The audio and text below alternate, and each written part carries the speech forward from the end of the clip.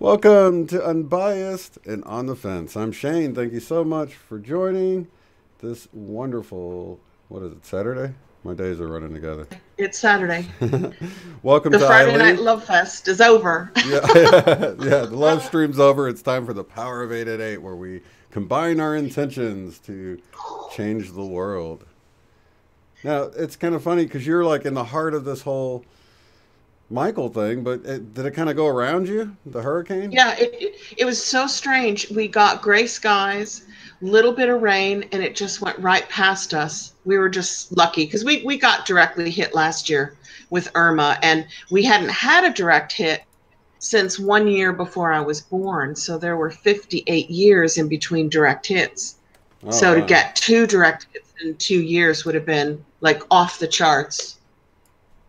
Yeah, I can see that. Yeah, that's strange the way, because you're really close to the tip of Florida. You would think you would get pounded all the time, but so many times it swoops around this way or swoops up the coast. Yeah, we're in a great place because if you go around the tip of Florida where Miami gets hit all the time, the Keys get hit all the time, you have to go a little bit further and up past the Everglades to get to the Naples, Bonita, Fort Myers area. And by that point, the hurricane would have to swing back in again, and they rarely do that. Right. So they either swing up and hit the Panhandle, or they swing out and hit Georgia, Carolinas. We're kind of like in a place where it's a little bit rare for a hurricane to really make a sharp turn like it did last year. Yeah. I mean, it was going up and it turned in.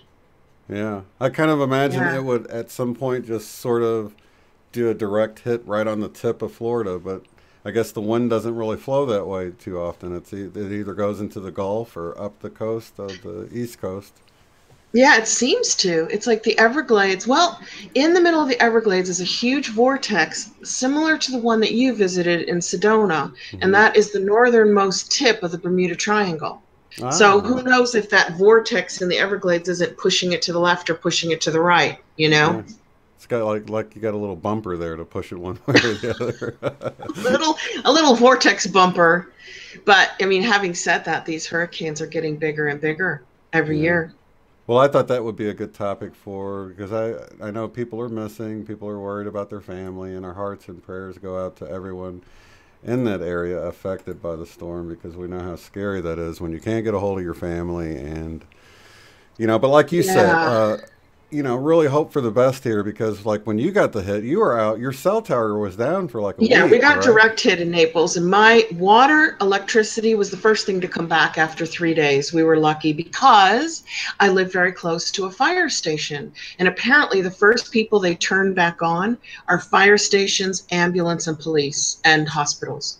So I only had electricity in 3 days, and the rest of everybody I knew was out for a week because I was like really close to the fire station, and no water for a week, and no cell phones for a week because our tower went down. So I'm just putting it out there that these people who are missing might be okay, but they might just be living rough for a week. No electricity, no water, no cell phones. Yeah, that's really tough. I think we have Ronnie in Florida. Hey, Ronnie. Were you affected very much, Ronnie? I think you're further north, aren't you? Where is she? Ronnie, are you in Orlando area? I'm trying to remember. That's strange that she's further north, yet she might have been affected, that area affected more than you were, Well, this is what's interesting. They said it was going to sweep in around Clearwater, Tampa, up to the Panhandle, and it did, right across to Georgia. So we're just in this tip that just seems to, not, again, maybe it's the vortex, I don't know. It just doesn't seem to get as much activity. Panama City was one of the places hit really hard by it, and Yeah. I visited Panama City. Went to Montego Bay, ate Did you? seafood right there on the beach, you know, and it's like I'm I hearing the loved it there. song Montego Bay. I can hear the Beach Boys singing it. But I loved it there. It was extremely beautiful. I loved all the little. I was a teenager at the time, but they had these little Velcro pants that were like neon you could buy, and they were real comfortable to Oh slip my on over like God. these swim shorts, and Oh, that is I bought so like two cool. pair of them. They were so expensive, but you know they were just you just kind of pull them up and then Velcro the wings of them across your belly. Have you seen those pants?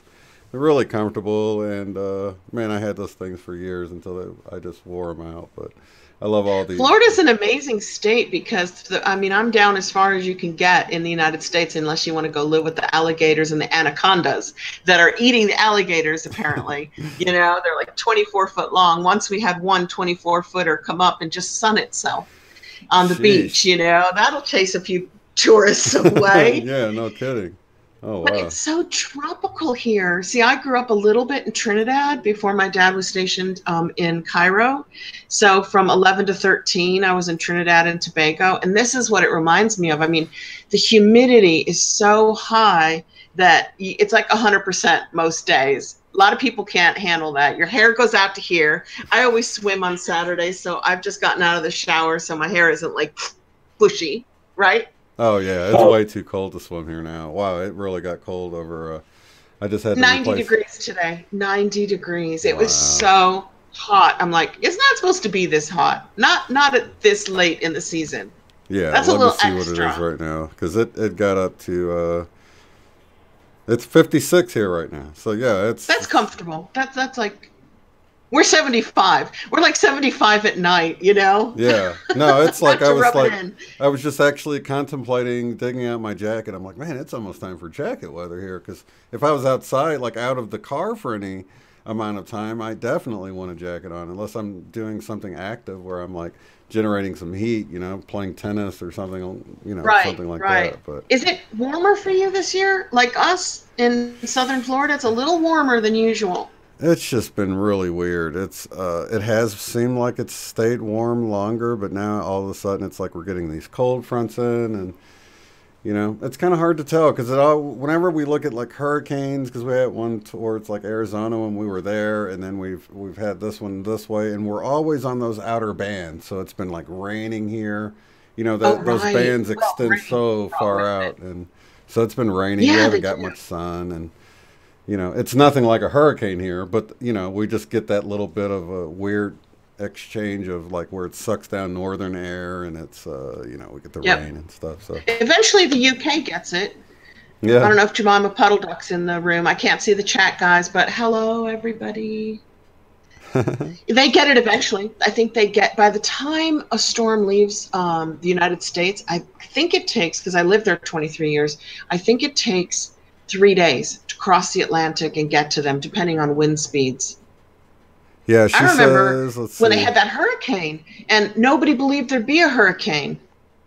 Is that 97? I don't know. It just like blew England away, and they'd never had a hurricane before. That's strange. Yeah, that is strange that and even earthquakes. They got an earthquake or maybe it was earlier this Yeah, year that. I've been in 2 little earthquakes in England and 1 little one in Chicago, 1 medium-sized one in San Francisco, and 1 fairly good-sized one in Trinidad. So I've been through like 4 or 5 earthquakes, and sometimes they're just little rumbles. You're like, what is that? You know, Right. you can hear the building shaking a little bit. And now you know what's weird? I can hear it in Florida, and we're on a reef. We're above water. We're on coral. So I know there's a harp installation. Somebody said Florida, but I thought I read it was in Puerto Rico. Oh, But they say when they fire up that harp installation, it really makes things rumble and shake, kind of like a mini earthquake. yeah. Ronnie's on the east coast of Florida, so I think this was one of those west coast Gulf side hurricanes. Well, the East Coast sure gets its fair share, doesn't it, Ronnie? Yeah, you got a break this time, Ronnie. Yeah, Hopefully I'm you'll glad. be moved out of there Glad before you the got a next break. one. I got a break. Yeah. Let me see here. Pretty Dark drew this picture that we wanted to share. Yeah. It's so cute. I just had to And if you laugh. can give her Instagram handle, she said if people want to see more, they can contact her on Instagram. I'm not on Instagram, or I'd go check it out. This is really neat, though. Let me Oh, so good. I love it. trying to make it bigger here. Thank you, Pretty Dark. Here, I'll do it big, and then I'll show each of us one at a time. She made me look younger and prettier, I think. There's me. Ah, I can't see it. Is there any way to get it on the screen? Let me. Let me see here. If not, that's okay. I can see it on my computer after we get off the Yeah, broadcast. I can share the screen. I just wasn't prepared to do it. Let me see here. Share screen. And we are up here. So today I'm wearing my headphones without a microphone, so it won't be banging around on my necklace. Yeah, look at that. Oh, I gotta make it big again. Oh, come on, show up there. There we go. You got your hat on, your baseball cap on, and I got my glasses on my head. Yeah. I wear them all day. I never lose my glasses anymore because I know exactly where they are now. Right. Very cool, though. That is super cool. Thank you so much. Thanks for sharing it. I think she mentioned it in a comment on one of the videos, and I commented back. I said, can you send that to us? Can you email it? And she did. So can you see her Instagram ID? Is it on here? It's on the headline of the email I sent you. Oh, no, I just downloaded the image, so I don't have it. Let me see. I think it's Pretty Dark. Is she I'm in guessing. No, it's Ever Pretty 2589. I think that's what it is. Okay. If she's in the chat room tonight, she can confirm that I got it right off my memory. Let's see. Ever Pretty, one word. Yeah, Ever Pretty 2589. Yeah, my memory's working. Ever Pretty. Let me, oh, see, I can't put it in the chat. Oh, well. Ever Pretty 2589.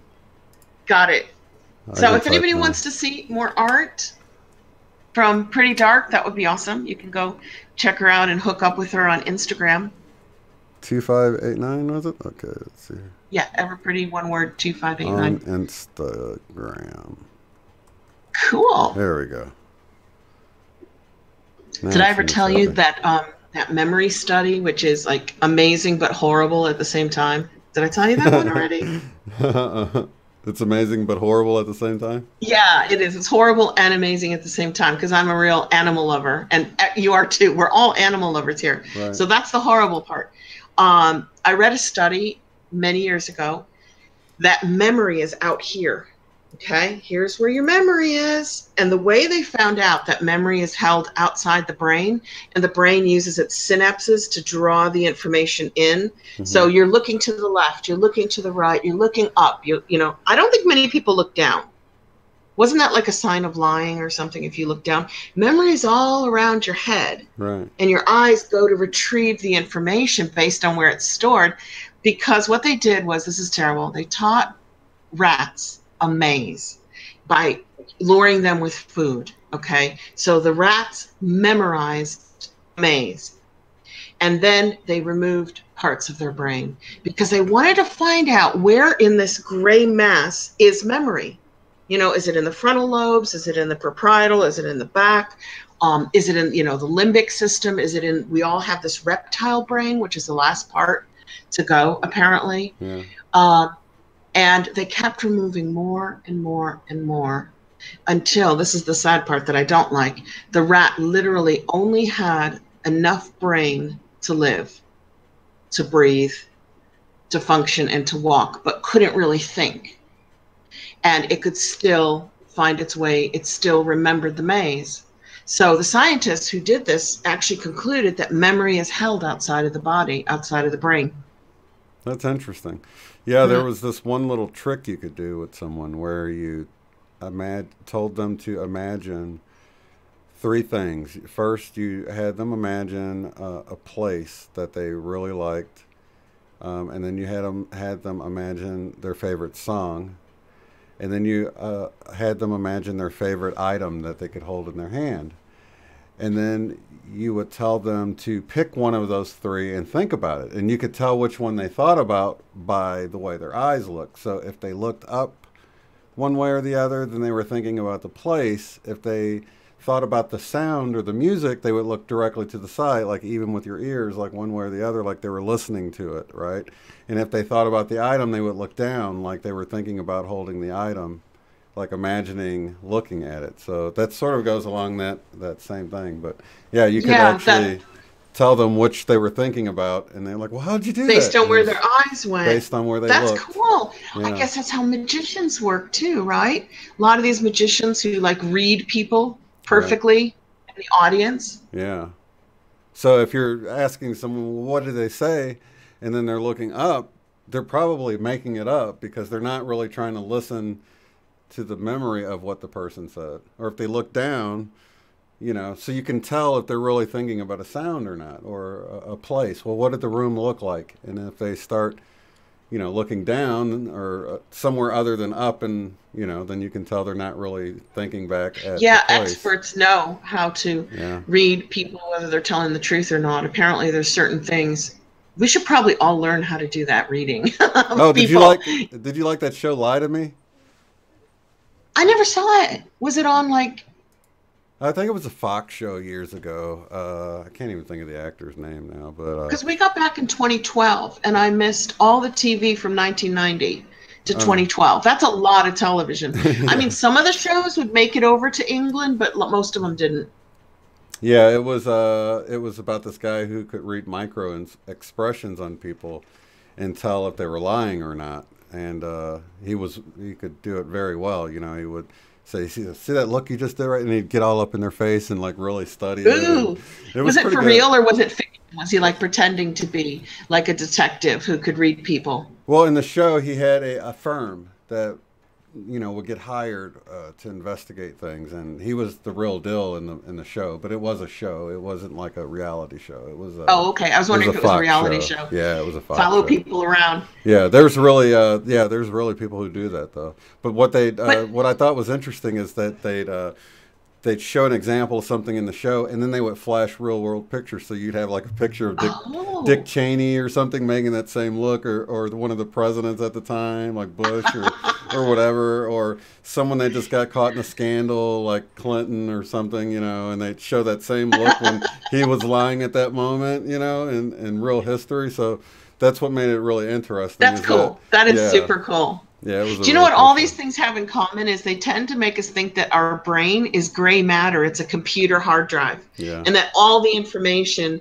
is just out here somewhere. It goes back to that quantum holographic matrix like reality, you know, that it's all out here around us, you know, and it's not really inside your head. You know, your thoughts aren't in there. Your memories are not in the gray matter either. Yeah. Although Einstein's brain was bigger than most, so maybe he could access more of the outside because his brain was bigger. I don't know.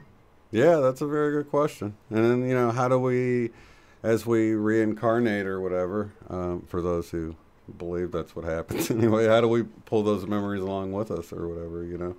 Yeah, that's the thing. It's like I've done so much work in this lifetime in understanding world religions and quantum science that if I get memory wiped, I'll be really mad. I mean, it's like, I worked hard to get this information, you know? I want to keep it, you know? Maybe I don't need to know who Eileen is and who her parents were and where she lived, because maybe that would be tugging on our heartstrings. Like you get born again and you're like, oh, I really miss my old family. I like them better than my new family, you know? Yeah. So you have to wipe that away, or you might be longing for the loves that you had before. That makes sense. Yeah. But for God's sakes, leave the information alone. Yeah, that's the funny thing, because, you know, I've had my kids say stuff like, I'm so glad I was born into this family. I don't know what I'd do if I was in another family. And I was like, I'm like, dude, if you were in another family, you'd be like, I don't want to go to that family. I want this family because those would be the people you know. I mean, think about it. You know, you would have never known us then. We'd be strangers. You know, think about it that way. And But it's real it does weird. show it shows what a great family you and your wife have created, where your children feel so loved that they're like, I don't ever want to grow up anywhere else. You know what I mean? There are That's a few true. families that are kind of middle ground and a few that are a bit rough. Yeah. But I mean, for the most part, I like to think that children are happy in the families that they've landed in, Oh yeah. especially if you're parents, if that part's true, you know? Yeah. Yeah, I have no regrets. And you know, I can see people having it being rougher if it was a single parent home. Maybe I can see it being a little bit Only tougher because the than. parent has to work more All and right. isn't as available, might be stressed. And, you know, when I know we don't love money in this community, we rightly see it as a tool, as an exchange of energy. We don't have the Sure. love of money. We're not trying to get so much money before we die that that's all we're thinking about. In fact, it's usually the opposite in our community, that our community struggles to make money because they don't hold to the same greedy values which society rewards with more money. Hmm. So I can see where it can be difficult. But having said that, um, when we teach our children money values, are we teaching them to not go the systematic way, which is how you get successful? Hmm. Or, you know, that's a real struggle. That's a struggle because I'm very much not a money lover, Yeah. but I appreciate it. We were Sure. having a discussion about this with Ronnie in Florida. What show were we on? We were in the comments. It could have been Michelle's Opinions or Jose's. And a couple people in our community were kind of angry at money, going, oh, money's evil, you know. But then again, if you're raised in a family without any money, it's the life living is a struggle. Yeah. And that is a harder family to go into. Don't you think? Oh, Don't you think totally. money makes a difference, not to happiness, but to peace, you know, and not being agitated, like, how am I going to pay, you know, the rent? How am Yeah. I going to feed my kids, you know? Or yeah, or like a single parent having to work two jobs, and then the kid's always over at a relative's house, a grandma's house, Yeah. or Or one big kid daycare or watching the something. little kids. Yeah. Yeah, Yeah. exactly. Yeah. So, yeah, that comes back down to, you know, are you having a rough time or an easy time in your family? Sometimes it's related to the economics. And someday soon, we're not going to have this disparity of the very, very, very wealthy. That if you guys look at history and the aristocracy in England and the ancient Greeks, the ancient Romans, and the ancient Egyptians, it's always been this way in our current humanity, like going back up to 5,000 years, the Hmm. Mesopotamians, stuff. There's always been a very small minority who are extremely gluttonously wealthy at the expense of like 90%, who were usually slaves Oh in yeah. ancient Egypt, Rome, Greece, you know? Yeah. They had zero rights. And who was it? Matt from Quantum of Conscience. He came up with this saying last week, and I'm sure he's used it before. And I told him I'm going to use it. He said, basically, right now, we're just free range slaves.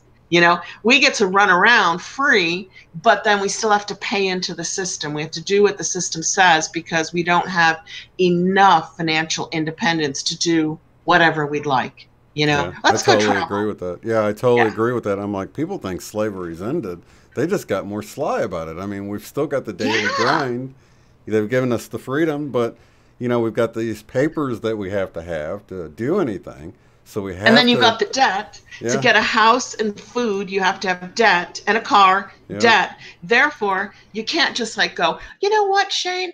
I'm just going to pack in my job now and travel around the world for a year. I'll see you in 12 months. You yeah, know, how many people have the opportunity to just go and do whatever they like, whenever they like? So we're still in the system, but that's what we're changing. hmm, Our community, who's more aware, can see what's really happening. I think the veil thinning hmm, is seeing our true reality instead of like seeing ghosts and seeing multidimensional people. I don't think that's the veil. I think the veil that's been lifted away from our eyes is to see the truth behind everything in our reality, our government, our medicine, our education, our media, you yeah, know, and going, I don't like that, so I think we're going to change it, you know? It's I all think we're based going on to do it lies. differently. Once you Yeah. that's the whole awakening thing. It's like you know, that's why a lot of people can start with like 9/11 and all of this stuff that you sort of bought the official story when it first happened, and then you know, maybe it drove you to the polls to vote for somebody because you know, or a lot of people joined the military, and there was just so many people that got sucked into this whole thing, and then to find out later, you're like, wait a minute, we were lied to about this. You know, this didn't happen the way they officially said it happened, and then you dig into it, and you're like, well, it couldn't have happened the way it officially said. That's why one of the things I kind of wanted to do on this Yep. channel was to point out that you know, there's a lot of conspiracies around what really happened about things. But if you just focus on the fact that what they said officially happened can't be the truth, then you can really say, okay, all this other stuff is speculation, but whatever their official narrative is cannot be true. Like one of the things, you know, we just passed the 1 year anniversary of the Las Vegas thing, and I found this footage of this camera on top of the Mandalay Bay that's showing the concert venue and everybody running and all of this, and you can watch. It's like a 6 hour reel of just nonstop the cameras rolling, and then you can tell when the police get in there and they're like using the camera and moving it around to look around for a shooter, right? Well, at one point it points down and you can see the window where the shooter was supposed to have been coming from, and the window's not broken yet. I mean, it's a slam dunk case that there's no way he came from that window. They even zoomed in, like they were looking beyond it at the parking lot. But I did the math and figured, counted the windows and did all of that, and I'm like, oh my God, right there is that, you know, rock solid evidence that the official story cannot be true. I don't know what happened, but I know what they're telling us happened. And that broke window we see in the pictures wasn't It's not broken there. because you can see the people running around, and the camera is it's not like they spliced it. The camera's rolling the whole time, and anybody can find this on there, you know. But Don't you think that these are the things that wake people up? oh, The yeah. JFK assassination, Yeah. the Las Vegas shooting, 9/11, they really wake a lot of people up. They shake them awake. Oh yeah. And don't you think most people are either scared or angry first? Chemtrails, Right. so many people I know were like, are you crazy? They're not spraying the skies because they're not running around with gas masks. Well, now these people are like, yeah, well, they are spraying the skies, but they have to. They need to track atmospheric conditions, So they've kind of moved from Why would denial. they lie about it though? You know, that Yeah. makes you like, well, why would they lie about it? I mean, we had all these government officials. I did a show about a year ago of them coming together discussing the future of geoengineering as if it's not happening yet, and it's like, well, Yep. if we do this, what would it take and what would be the effects of it? And, and it was all about if and the cost of if they do it. And it would I take remember 20 that years to get a it couple of going. years ago. It was in Time magazine and places Yeah. really big, and National Geographic. It was out of Harvard. Yeah. They're talking about what if and what do we have to do. We would get the same atmospheric conditions that there were when a huge volcano went off. Yeah. Like, what are some big ones? Not Pompeii, Vesuvius. Yeah. And that will block out the rays and Yeah. cool down the temperatures. So yeah, but we're not mad here. We've gotten beyond angry. We're beyond afraid. We're Yeah. beyond sad. We've gotten to the point where we're like, okay, this is the way it is. Now what? Yeah. How do we change it? What do we do? It was even like they got the same talking points because everybody kept saying it would take decades to implement. It would take at least 20 years. And it was like they all got the same, like, these are our talking points. Stick to these things, because why would they all say decades until they get, and it's already been And going they've been doing on it for decades. Yeah, It's been going on for half decades. a century at least, I think And, like, the 50s everybody- and 60s. Yeah. Is saying their sky is weird. That's the most obvious change. Yeah. Even people who aren't Mandela affected are saying their sky has changed. Oh, yeah. So this is good because our community is small, but we've moved beyond the initial fear, anger, and sadness. And now we're the people who are just waking up and feeling either scared or angry can go to. They can go to our channels and go, oh, well, they're not mad. They're not scared. They're still happy and laughing, and, they're dealing with it. Yeah, totally. Yeah, I tend to, feel like, I don't know, it's like, when Jesus was here, he never really worried about, you know, stuff like that. It was like, it's almost like your intentions, and that's a great subject for tonight, is like your intentions give you power over that stuff. It's almost like the worrying about having cancer can give you cancer more than the atmospheric or the environmental. Yeah, or the food or the water. Yeah, most people get cancer because they're worried about getting it, you know? Oh, I'm trying to think of a great quote that I heard in the last week about worrying. Worrying is preparing for something that probably won't happen. Right. But why would we do that? It becomes Why probable. would we do that? Right. Exactly. Why prepare for something that probably won't happen by worrying about it? Yeah. That seems like wasted energy. It really like is. If it happens, deal with it. Yeah. And if it's not, if it's not going to happen, why are you? That's it. Worrying is like paying interest on a debt that you've never made. You've never borrowed that money. Yeah. You've never had that debt, but you're still paying interest on it as if you did. Mm-hmm. That's a good point, because that's one of the things with my wife. She would worry about things a lot of like, why isn't one of our kids called, or, and I understand the worry of it, but I'm like, let's just not worry until there's a reason to worry about it. You know what I mean? Because how many times that's how my husband was. Yep. How many times have you sat and worried about something? The tornado alarms go off, right? Now, I'm not saying don't prepare, right? Be ready to go to your basement or cellar or go crouch in the hall or bathroom or whatever it is that you do. But, why not look out the window and check it out and see if you see something, and not freak out until you see the funnel cloud hit it right at you, I mean, yeah, freak out when you have to freak out. Right. Can you imagine? Okay, that fight or flight comes from us running away from saber-toothed tigers, right? You're right. Okay, you've got to fight or got to run. Yeah. What if we were in fight or flight 24/7? By the time the saber-toothed tiger came to get you, you'd be exhausted. You couldn't fight and you couldn't run away because you've been doing fight or flight all the time. Exactly. Totally. It's kind of the way the powers that were keep us. They try to keep the masses in a fight or flight mode so that they are powerless. They are, they don't have the energy because they're always like, oh, what's the next thing that's going to happen? So at least we're leaving that paradigm now. There's enough of us here, and it's growing. And I think the young people are going to be attracted to us instead of attracted to the negative way of living and thinking.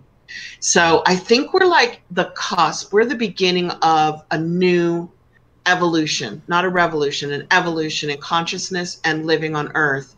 And when you think of great people like Abraham Lincoln, many people consider him a great statesman, great orator, great for freeing the slaves. Who inspired him? Who were his idols? Who taught him what he knew? There were people in Washington working behind the scenes, really promoting him, but we'll never know their names. So we're kind of those people. We're the early ones who people might not know our names, but we started the movement. Yeah. I'm really proud of that. I think behind every great man, or at least many great men, especially in the past, was a good wife that would pass along ideas. No, I really believe that, because I've had so many great ideas come from my wife and stuff. And then you think back at a time when women were considered secondary to men, or not on the same level as men. So of course a man wouldn't give their wife credit for things like that if it was a different era when I can't let everybody know my wife came up with this idea, you know what I mean? So it was like, I was thinking, how many times has that happened in history? And because really in this era that I've been raised in, we've seen a big change. But you see, there was this one show that was talking about like the cigarette companies coming in, and you see like the executives treating all the women like, slapping them on the butt, and just all the women in the office. I mean, things that you would think, you're like, that really went on? You're like, oh my gosh, you know what I mean? And it was like, they couldn't say anything about it. It was like they didn't have the right to, it's just crazy. It's funny because there are times in our history, and the Sufis are very about equality between the sexes. But I don't know much about that religion. But just from what I've read, it's more of a philosophy, although it is a religion for them, but it's very equal. And there have been times that the priestesses have been highly regarded. But, all of that predates Judaism, Christianity, and Islam. All of that is before our Western religions all came from the Middle East. So I do think that there is a bit of the male, female, whatever we're working out still to this day is rooted in religion. I really do. I think without religion, we'd be much more, because we do love our husbands and we do love our wives. We're very equal in our homes, but it's our religions that tend to actually, the corporate world is kind of a religion of itself, isn't it? You got to play the politics to get ahead, and you got to do certain things to get ahead, So I don't know. I think we're all headed in the right direction. And who was the one guy that covers religion that Donahue? Bill? Oh yeah, Bill Donahue? Yeah. Because it rhymes with Phil Donahue. It does, doesn't it? But it's not Phil. Right. Phil Donahue. How he was so entertaining to watch. He was talking about how that whole male-female thing, like priests not getting with women, led to a lot of the pedophilia and things that you saw in the church. He is so right. Because I looked it up, and it was, I think, 366, the Nicaea. We've done shows on this, haven't we, Shane? Nicaea, where a certain emperor decided that the priests could no longer get married and have families, and that changed everything, because before that, like the rabbis, they could have families. You could be a priest within the church and still have a normal life outside of the church, a wife, children, grandchildren, That's where they got the choir boys, because they didn't want to have women around, but the little boys had the higher voices to do the sopranos and all. Not good. Not natural. Not a natural. No, it's not good. I mean, you can really see how that sort of distorted thinking led to some of the really dark stuff that we see. It did, and I'll tell you what, that is when the Eastern Orthodox Church was birthed. That's when they began, because they said, we're not going to make these changes. And they went off to Constantinople, which is in Turkey. What is that? Istanbul, modern day Istanbul. Right. And they created their own pope, their own Eastern Orthodox Christian church. They all had beards. They're mostly like in Greece and Russia and Eastern Europe. Yeah. And they can have families like the rabbis. They can get married and have kids and have normal lives. And that was the splitting of Christianity into Eastern Orthodox and into Western Rome. It was all done in Rome, wasn't it? The popes. And a lot of those emperors were very questionable characters who became head of the church. And they weren't like it's weird to people you'd hang out with. Yeah, and it's weird to think in the Middle East they still treat women that way. I mean, and think about how weird that is. It's like, wow, that's really still happening to this day. And it's, I think in Saudi Arabia, you still get your head cut off if you've done something wrong. And I don't know if women can drive there yet. They certainly can't vote or work. Yeah. I always try to remind people that the teachings of Jesus are completely separate from the Abrahamic religions. The root of the Abraham religions are very, very not pro-female. Oh, yeah. And are very warlike, a vengeful God. But the teachings of Jesus really stand out from Old Testament and Quran and the Quran, which I've read. I've read them all. Yeah. And some of the writings, the Gospels that aren't included in the Bible, you'll find things like the Gospel of Mary Magdalene and some of the Who was disciples. His wife? That was supposedly in the Gnostic Gospels. That was Jesus's wife. And the church turned her into a whore. She was one of the apostles. And the wedding where he turned water into wine was his own, right? Was his own, yeah. They said, how can you feed all these people who have turned up to your wedding? And he said, we will feed them. And he did. Yeah. That's strange. So it's weird how things got twisted, and then people just took it and ran with it, But then you can go and find these other writings, and Jesus wasn't a scene. They know that historical Jesus. They definitely, I think, agreed that he was from the Essenes. Yeah. They were very mystical. They did not live in Jerusalem. They lived in caves outside of Jerusalem, and they spent a great deal of time in India, where they were influenced by Hinduism and the pre-Buddhism, because Buddhism came 500 years later, right? So there weren't Buddhists running around, but the religion around then was called the Bon religion. So they came back. And isn't there some talk about Jesus having spent time in India as well? India and Egypt, right? I mean, he spent time at the pyramids and stuff like that, and Yeah. probably had his initiation there. There's no telling, So much has been hidden, and it's like we know we've got this big hole, a gap, and like, what was he doing from the age of 12 to the age of Oh, that's 30? it, to 30, 33, Yeah. right? He So died it's at like, what the 33, so heck? what was he doing until he was 30, Right. right? That's more than half of his life right there unaccounted for. And then, you gotta Yeah. wonder what the heck was he doing, he wasn't just I know he making was very tables the mystical. whole time. And the mystical writings and the information he brought forward was about love and not judging people based on their sex or their skin color or their religion, Yeah. you know? I would go to the KL. I would go to the Nag Hammadi text. It's probably been the least tampered with, and I was riveted to it. It was sort of like, because I love the Bible. At the time I came across the Nag Hammadi text, I'd read the Bible dozens of times already, and the Gospels even more than that, because I really focused on the New Testament and Revelations, and a couple of the Old Testament books like Daniel I'd read more than the others because I really enjoyed them a lot. But when I came across the Nag Hammadi text, it was almost like, you've got your favorite movie you've ever seen, and then there's a sequel that comes out, and you're like, oh my gosh, there's a sequel to that movie, and just dig into the Nag Hammadi text.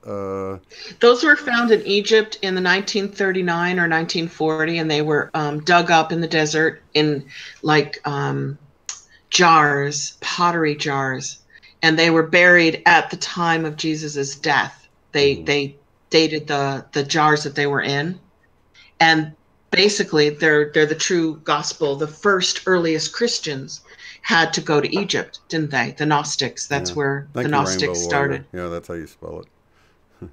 I wasn't sure. I'm like, two M's. And all their churches were called the Church of Mary. Mm-hmm. I think of his mother Mary, though, not Mary Magdalene, because when I lived in Egypt, there was a Church of Mary in Mahdi, where we were living. And they were old. Those are really old churches. They were like the first, right? Before they emigrated to Europe. Mm-hmm. Yeah. But there's so many great little nuggets of truth in there, and so many scriptures I would come across, and it would be like so it would be like the full scripture, like the whole, it was the parable of the fishes.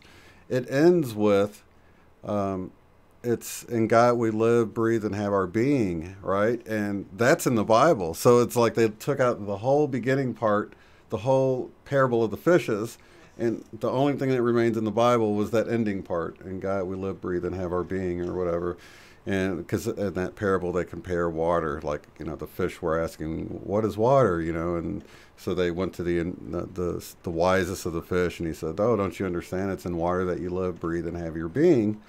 And like I said, that part ended up in our Bible, but yet the whole beginning part of the parable, which was, they don't want us to know that God is, we're told that God is everywhere. Yeah, we're told God is everywhere, but we're in God. We're made up of God. Everything is God. That's why, and it's so funny because religion has turned that into, oh, how can you say you're God? And I say, how can you say you exist outside of God if we're in God, So it's weird how your thinking can completely transform into something else. Seemingly the opposite I of what you always used to go believe. back to look at your children if you've had children, or look at your parents. Yeah. If you're here, you were the child of somebody, Mm-hmm. and is your body in any way related to the body of your parents who made you? Well, yes, of course it is. It's the same DNA. Yeah. Well, that's how we're related to God. Yeah. We are part of God because God made us, just like we make our children, or just like your parents made you. Yeah. It's hard to separate yourself from your parents because you share their DNA. Yeah, and one of the things that I remember in art school when we learned about the golden ratio, and you learn about the Fibonacci sequence and the way, whether you're talking about the water going down the drain in your bathtub, or the spiral of the galaxy, or the sunflower, or the distance between, each of the sections of your fingers, the percentage of, it's all related to this. Many thought of it as the signature of God, like, because they're seemingly unrelated, your hand or a galaxy. The length of your torso to the length of your legs. Yeah. Your hand to your arm 61 point whatever. It's 0.61, everywhere. I've yeah. seen them describe that the Fibonacci sequence, is that what it's called, or the Yeah, golden the ratio, golden the ratio. golden spiral, is everywhere. Yeah, It's in creation, yeah. a tree, an animal, a human being. Is it in a And rock? Do we still get that in minerals, do you think? it's in the spiral of like sunflowers and like the shell of a snail and just What about a rock? Do minerals react differently in I don't terms of know their if shape? rocks maybe at the molecular level. I'm not sure about that.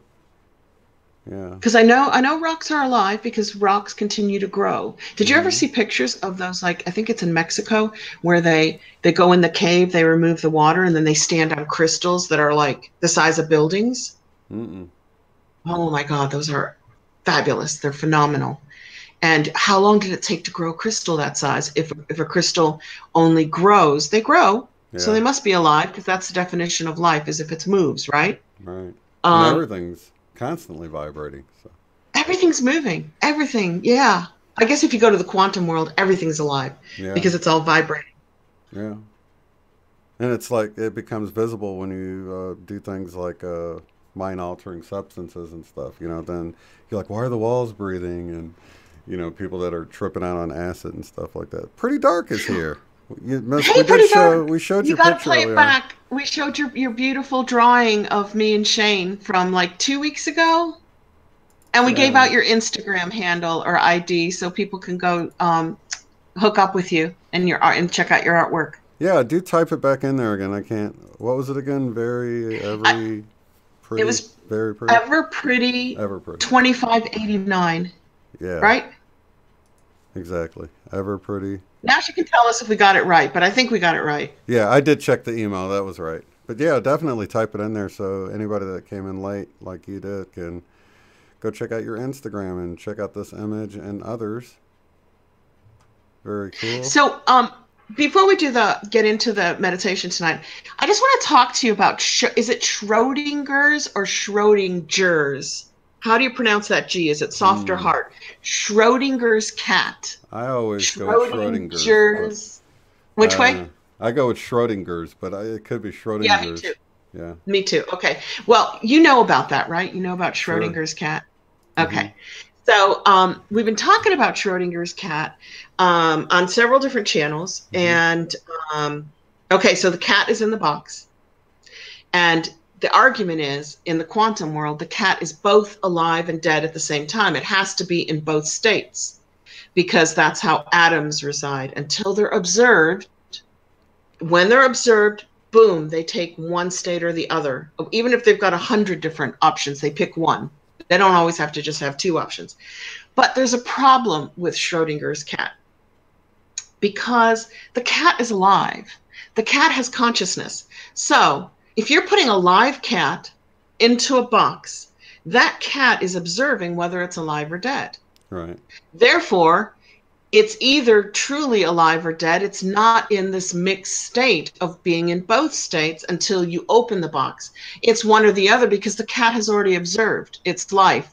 And whether it's alive or dead will now depend on when you open the box. Are you going to open it in a month? Well, the cat's going to be dead because of how energy dissipates, and it's not eating, right? It's not And it renewing its would breathe energy. up all of its oxygen by then too. Yeah. Yeah, yeah. But if you open the box in an hour, the cat's going to be alive. So now it's not based on the observer. It's based on the action of the second observer. It all rests in what the second observer does. Do they open it late or do they open it quickly, soon? Right. And I find that really interesting because that's a really big quantum argument, but they always forget about the consciousness of the cat. So then you throw that out and you go, okay, Eileen, smarty pants, what if we put a dead cat in the box? Okay, well, guess what? The first observation is coming from the person who puts the dead cat in the box, and they are observing the cat is dead. Now you've got the dead cat in the box, And we know and it it's not doesn't going to come matter. back to life. Yeah. It's dead. It's not Yeah. in both states anymore because you're the second observer. And you could open it in an hour, it's still going to be dead, but it might be fresh. And you could open it in a month and it's still going to be dead, but it's not going to smell very good. You know what I mean? But it's not going to change the state of whether the cat's alive or dead, because I guess my whole point is the power to determine the state resides with the first observer of the first consciousness. And that would include the consciousness of the cat. Yeah. The cat is a conscious animal. You really need to go to something like an egg and a chicken inside of it, because no one's observed really if the chicken is going to be stillborn, if it's really a chicken egg with a chicken in it, or if it's like, you know. Like you have to go to something that is not observed. You're right. And an egg that hasn't been laid yet would be perfect. Yeah.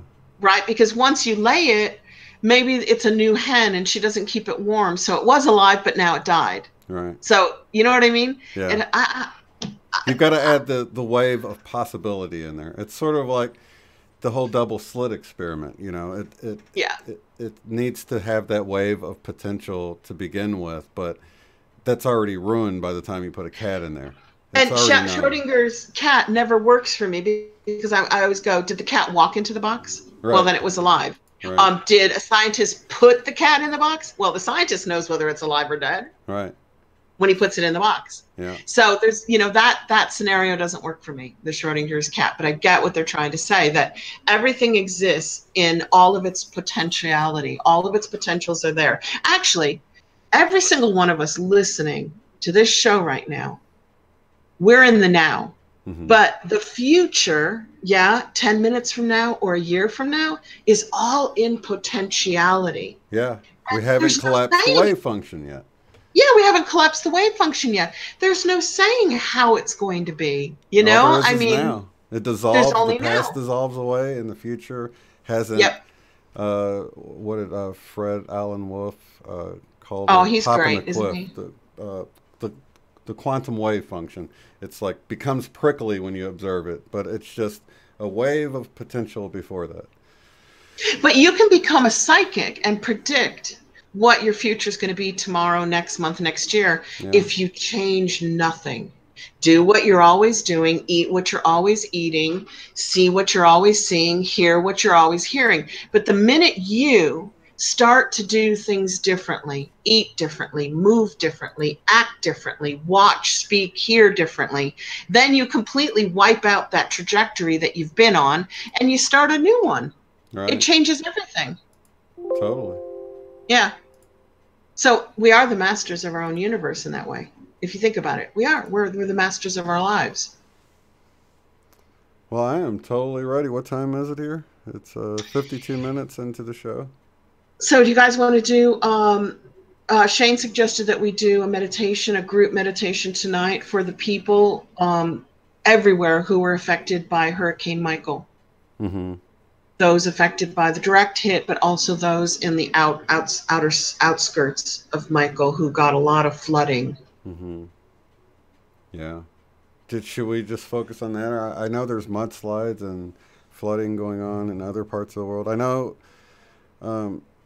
Lynne says to be specific about it, but could we be specific to anyone lost that needs to be found? That's how I always see things too. I always want to immediately start thinking about lessening the impact of all storms on our tiny little planet for human beings, so that human beings can overcome all storms. But I mean, we're not being real specific then, are we? I know what you mean. Right. I was just thinking the lost to be found, so to speak, or, you know, but I don't know. And the injured to be healed. Yeah. We think globally on this channel. We really do. Every time we start thinking about something, narrowing in on the microscopic, we always think of the whole. Which is why I think our community are earth grid workers. I know we're light workers, we're empaths, and we're healers. But I think our community, when we get together and talk and share, I think we're affecting the, some call it the crystalline grid of the earth, and others call it the ley lines, the energy lines of the grid. I think we're earth grid workers because we always tend to expand our care to the bigger picture. Yeah, and I think maybe we can do that. Humanity. Just people in their own areas, if there's something going on, if you're in a different part of the world, and there's some kind of natural disaster and people are missing, to focus your attention on that, and we can combine our intention. If you don't have anything else, you're from the States, and you want to use the people lost in the Michael hurricane, you can just focus on that. But, let everyone sort of send the focus to their specific regions even, because if, that way we cover. That's a good idea. Yeah, because we got a global audience here, and we got way more than 8. So. And that's how we cover more ground. Yeah, we cover definitely. because it's not really a big planet. No, it really Whether isn't. it's round or flat, I don't care. I don't mind, guys. Whichever way you see it. Right. But it's not a big space. It's still a small space. Mm-hmm. So yeah, I say do it that way. Okay. I'm just gonna click off here. Just my video. I'm gonna take a quick drink of water.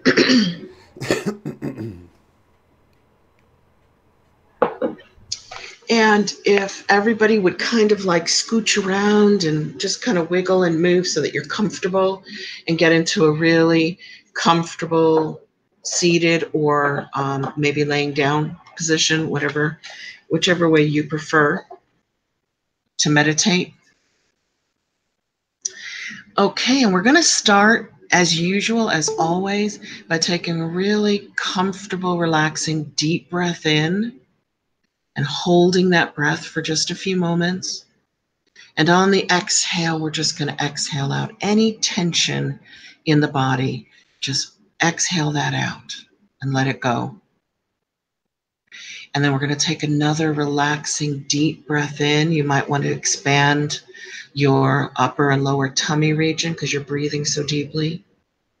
Hold it and then exhale out any stress that you may have encountered this whole week. Just let it go. Just let it leave your body with the exhale. And take a third deep, relaxing breath in. Hold it. And this time, let out any negativity held anywhere in the cells of your body or your mind or your heart. Let it out and let it go.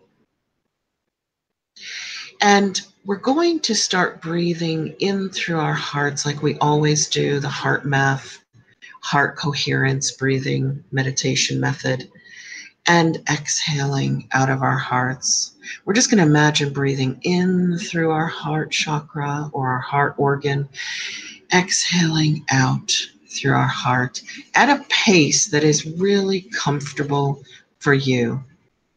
Breathing in, you don't have to hold it unless you want to, and exhaling out. And now, as you continue doing that, you're going to add a beautiful color, a bright, clear light coming in through the heart, and exhaling that same color out through your heart. And that color is going to be coming from God, or source energy, or from your higher self. It's up to you to decide where you're getting that light, that healing, comforting, loving light coming into your heart and exhaling it back out of your heart. And as you continue to do that, you're going to fill your body with that light from the top of your head through your chest, your lower body, down your arms, into your hands and out your fingertips. And then let that light go down your legs, into your feet and out of your toes as you're breathing that light in through your heart and exhaling it back out of your heart. Now, if you like, you could change that color now, or you can continue breathing the same color. It's absolutely 100% up to you what color you think would most benefit your body in this moment, and what chakra color you feel needs more energy, more healing, and more light. That's kind of how we choose the colors that we breathe in through our heart and exhale out. And now we're going to shoot a silver or gold cord down from our root chakra at the base of our spine and send it down, down, down, down into the center of the earth, where it goes out in all directions, just like the roots of a tree, grounding you firmly to earth while you're meditating. And as you continue to breathe in through your heart and exhale, you can change the color at any time, but this time we're going to kind of fill a bubble of light around your body.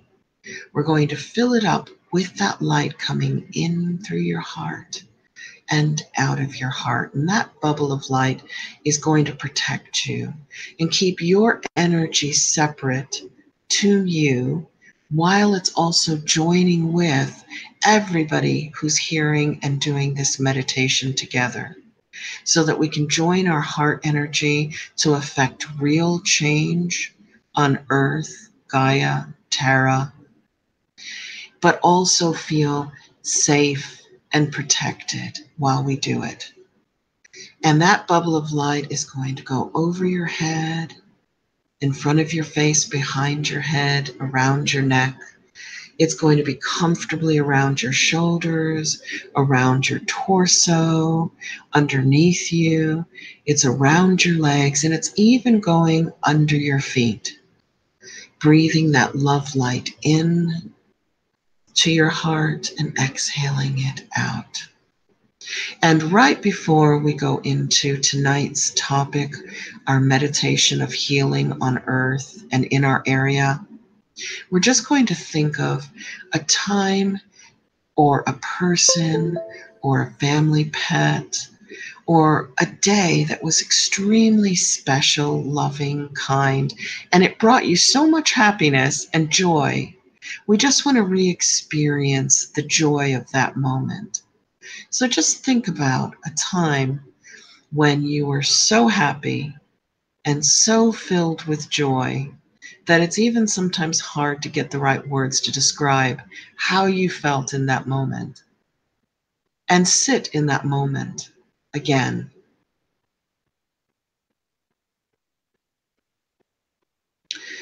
And when you're feeling comfortable and just breathing in a very relaxed, comfortable way now, we're going to focus our minds and our hearts and our spirits, our etheric body, our astral body, and our spirit body.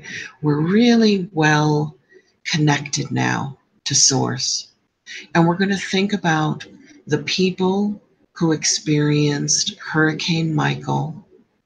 And even if we can't picture them as individuals, we're going to picture them healing now. Anyone who was injured from the hurricane, we're going to send them loving, healing light. You can make it green, you can make it yellow, you can make it white, so that they heal their bodies and their minds, heal very quickly from the trauma of a storm that, a very big storm that they've just experienced. And now we're going to think about the people who other family members are having difficulty reaching them. They can't contact them. And it could be because the cell phone towers are down and not working yet. And we're going to put them in safety bubbles of light. We're going to send them white light, clear white light of safety. Or you can make that light blue, Archangel Michael's blue, or purple, the violet flame of Saint Germain. And we're going to send them that safety so that they do get in touch with their family members as quickly as possible, so that their family members aren't so emotionally distraught. And then we're going to send loving, healing light of whatever color you prefer to the animals in the region, so that the animals can also heal from this storm.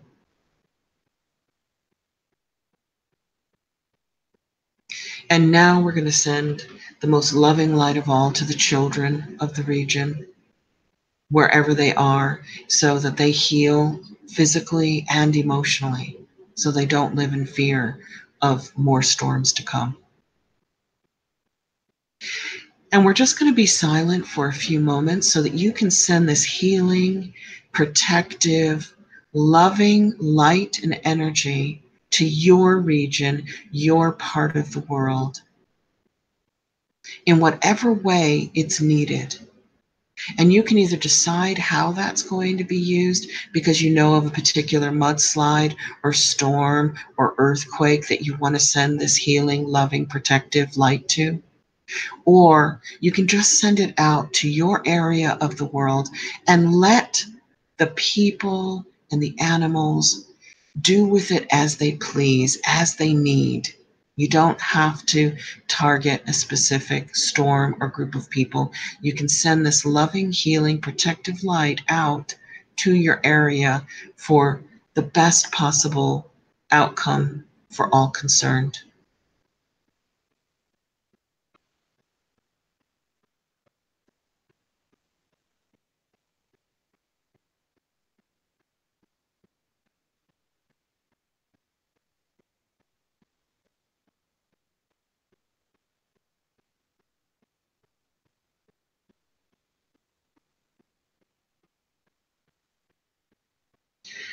And I can really feel the heart energy.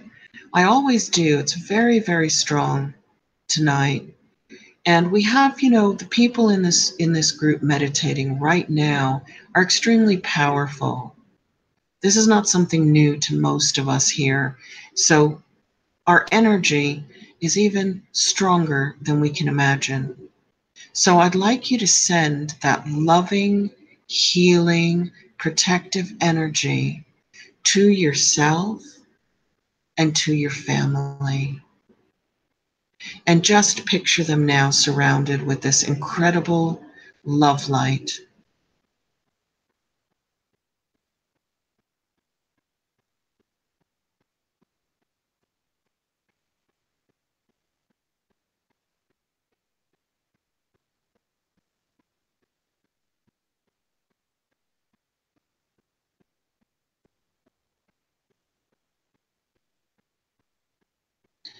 And when you're ready, just start to breathe a little faster, a little more comfortably. I don't know if you're breathing slowly. Let your cord go down into the earth where it dissolves and disappears. It's absorbed until the next time you send a grounding cord down. And just start to move around a little bit, your head, your neck, your arms, your back, maybe your feet, your ankles, your legs.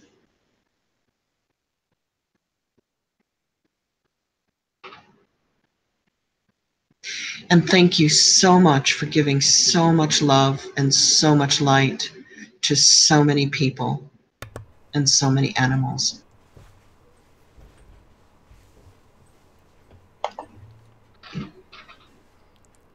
Good stuff. I'm back.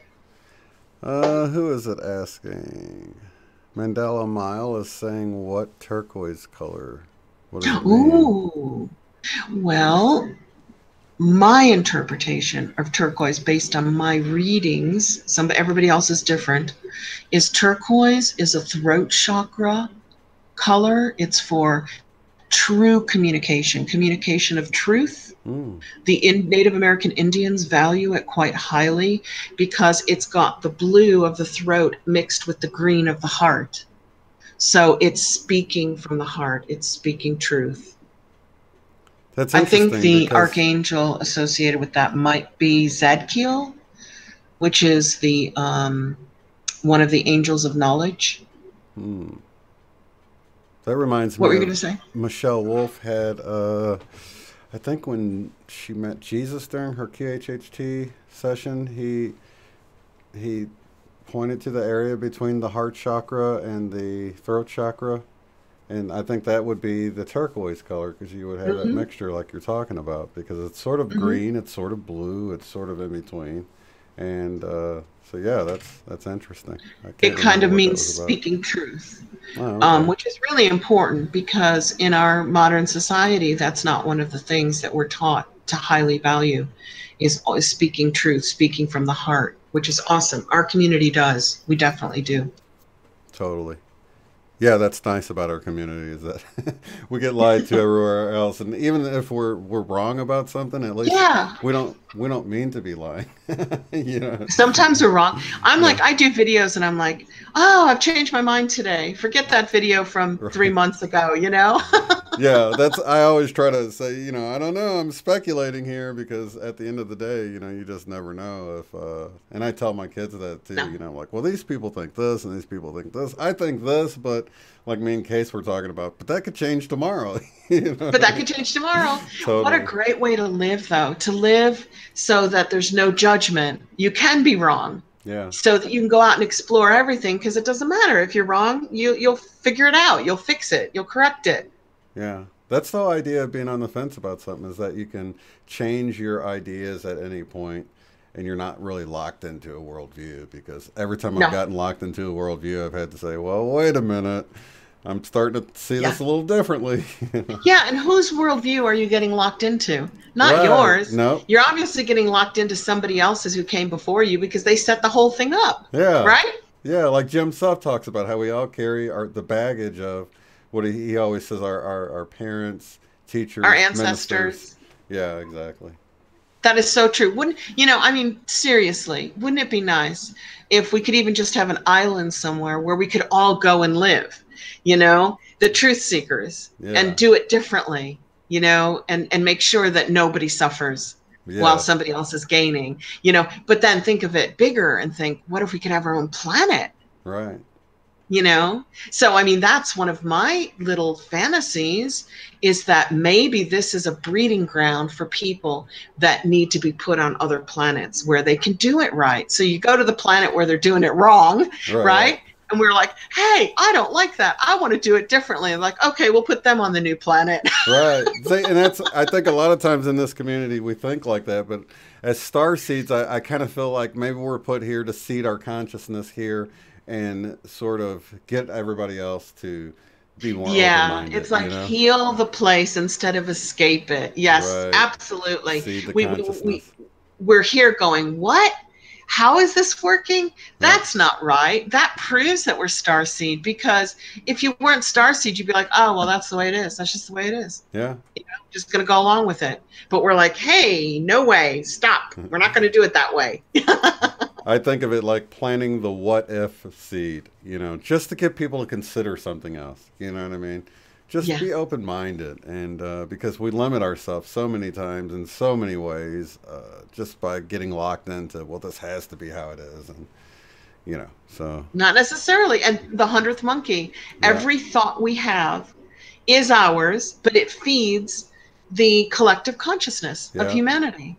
So the more loving thoughts we have, the more loving humanity has to become, because we're feeding the collective consciousness through the field, the invisible field that we don't. Yes, through the plasma that's all around us, grabbing our thoughts and our feelings and flinging them around, and then like a boomerang, because we're in a toroid, a Taurus, they come right back at you.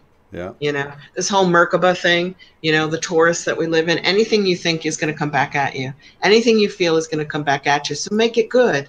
Yeah. Make it positive. Make it a positive thing that comes back to you. Very nicely said.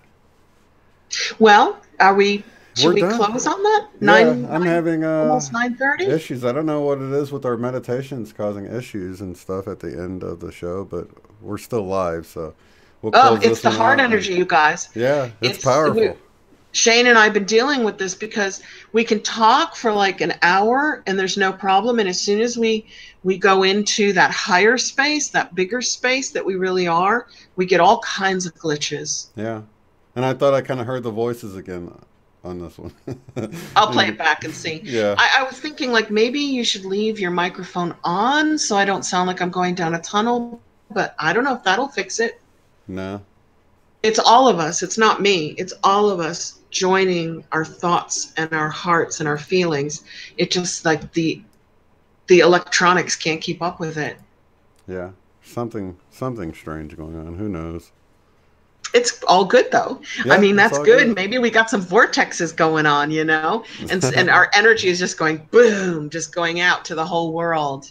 Yeah, I totally agree. Or going down into the world, because we're grounded to the earth when we do these meditations, and coming up elsewhere, feeding the grid. Yeah. I kind of feel like the higher angels or ascended masters are just joining in with the meditation. Yeah, Is probably what it is. I do Something too. along those lines. I really do. I feel like we've got help. I don't think we're here alone. I think we've got higher help. I couldn't agree more. Lots of love and light to everybody in the chat. Love you guys.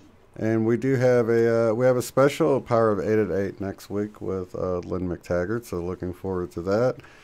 So you guys tune in for that. And until next time, have a good one. Peace. Peace. Bye-bye. Mwah. If you'd like to support the work I do, go to paypal.me/UOTF. Thanks.